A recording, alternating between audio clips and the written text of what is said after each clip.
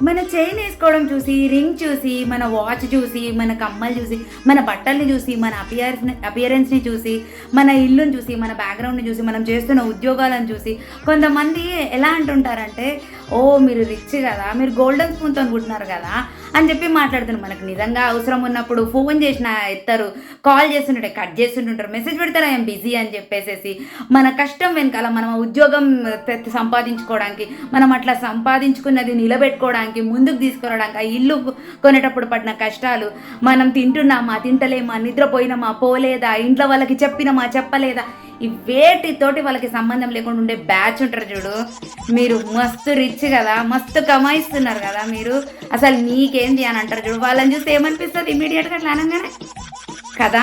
But don't do that. ఒక్కసారి ఇలా నవ్వండి సరిపోతుంది అంతే. ఇది ఉన్నోనికి ఇక్కడ తగ్గుతుంది అట్లా నవ్వంగానే. అదే ఆన్సర్.